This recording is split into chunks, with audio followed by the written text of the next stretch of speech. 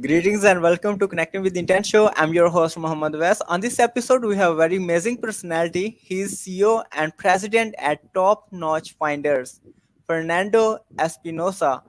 Please give me, please join me to give a warm welcome to our guest, Fernando Espinosa. Fernando, welcome. Thank you so much for the invitation to be here with your audience. Let me start with this. Where were you? What happened? Who were you surrounded with that inspired you to do what you do today? Well, just to give a little bit of a background, I'm a headhunter.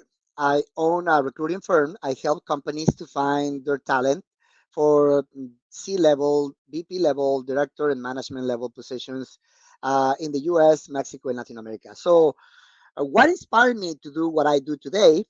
Well, 30 years ago, when I started the recruiting business, I didn't have a job. Nobody wanted to hire me. Because I had lots of qualifications, but not exactly what companies were looking for. And then I was surrounded with a lot of people that wanted to take advantage of the fact that the Japanese companies were moving into the border region in the US and Mexico, and they were bringing a lot of investment to do TV manufacturing back in the days, 30 years ago, Sony, Hitachi, Panasonic, Matsushita, those companies were moving into the border region of San Diego, Tijuana, Mexico. And then I was coming back from Japan. I was living in Japan, and then I had to go back to Mexico. And when I came back, a recruiter called me and said, "Hey, can you help me and do translation for this Japanese company?" And I said, "Yes."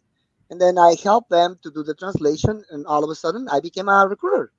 And then 30 years ago, now I'm a headhunter and I've been helping thousands of companies to find their talent in the US, Mexico, and Latin America. What is your higher purpose in life?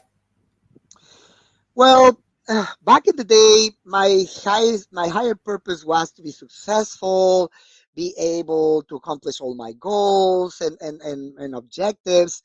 But 30 years later, I find myself with a higher purpose. I want to become transcendent. I want to leave a legacy. I want to leave people thinking that it was great that we had the opportunity to meet one another and share the best of ourselves with one another. Um, it's not about just success. It's about what kind of memories you leave to everyone and anyone that goes your path. What have been top three greatest challenges that you have had to overcome?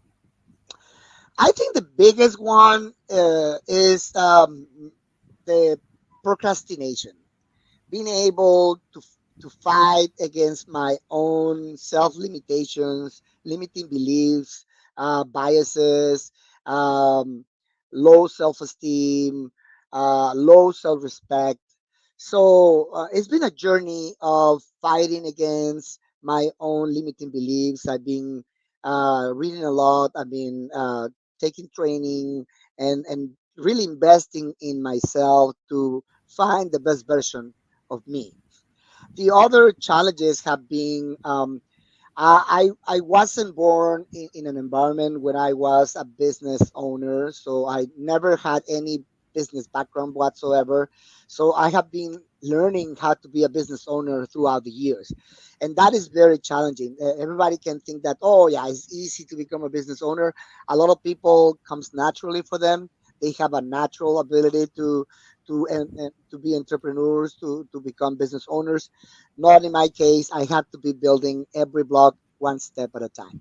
And the third greatest challenge, I think, has been in being an owner in the U.S., coming from a Mexican background and not having any experience whatsoever in the U.S. market and understanding the U.S. culture or understanding the U.S. way of life. So I think that the biggest challenges have been on a personal basis, on a professional basis, and as a business owner basis. What is your greatest failure story? What did you learn and how did you recover from it? I think my biggest failure has been that I was a business owner, co-owning a company with another individual, and I think my it was my greatest failure story because I trusted a lot on the relationship without really knowing my partner, without really knowing who he was and what he wanted to accomplish in life. And then I also delegated a lot of things and I didn't really invest the time to grow myself and to be a business owner myself. So I pretty much trusted and didn't verify, didn't check that the person that I was trusting um, was gonna really appreciate that business relationship and take care of that business relationship. So I learned that you have to be able to face your challenges instead of just walking away from them or thinking that somebody else is gonna face them for you. You gotta fight your battles. You need to understand that it's your life, it's your purpose. You need to make things happen. You cannot victimize yourself. You cannot blame anybody else of something that you didn't do. You take destiny of your life. You empower yourself and get things done. And after that failure, my recovery is that I think I have become a powerhouse in my market. I believe that I feel very comfortable in my business market, and I feel like there's a lot of things that I still need to learn and need to recover from. But I feel very happy, very confident with what I have accomplished from that failure. What is the most impactful book you have read and what did you learn from it? Well, there's so many that I cannot say just one, but I think the key for me is the humbleness to be willing to learn.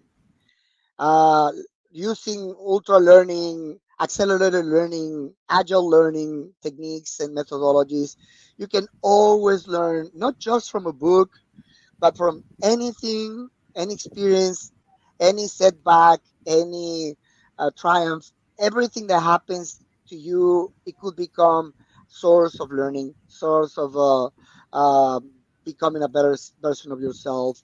And the most important thing is that you never cease to learn.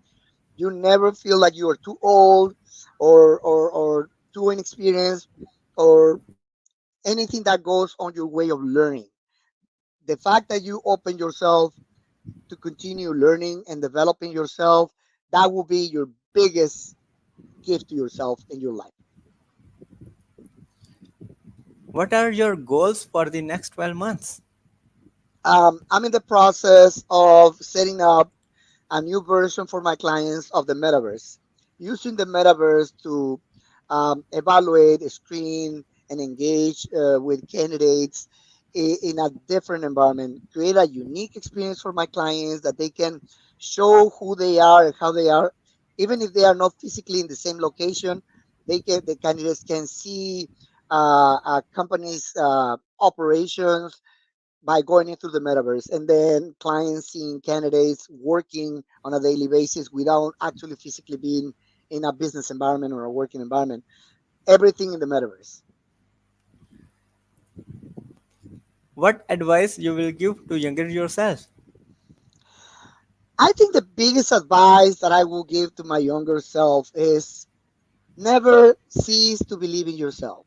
No matter what people tells you, no matter how people see you and how they think about what they think about you, it is the most important thing to always trust yourself, believe in yourself, that you have something to share, something to um, give back to the world and the community, and never cease to learn. Never stop learning, no matter how much you think you learn and how much you think you know.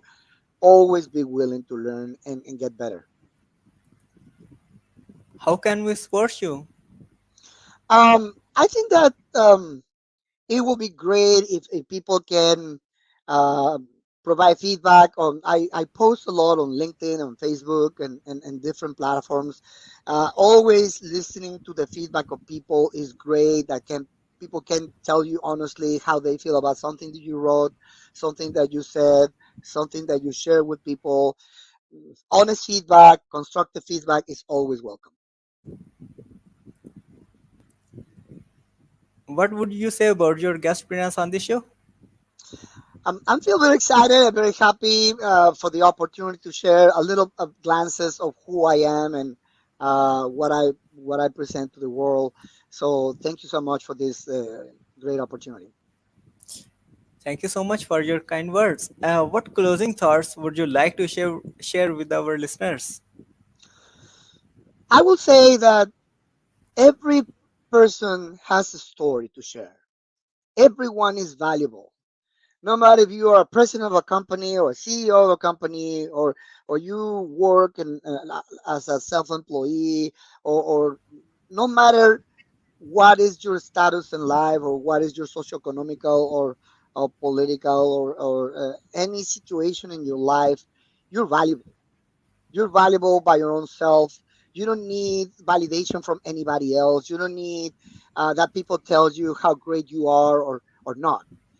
It's always an opportunity to validate yourself, respect yourself, love yourself, and everything else will fall in. Thank you so much, Fernando, for sharing your wisdom with us today on the behalf of Connecting with Intent community and our entire team. We really appreciate you. This is Muhammad Wes. Until the next episode, all good wishes. Thank you so much for the opportunity.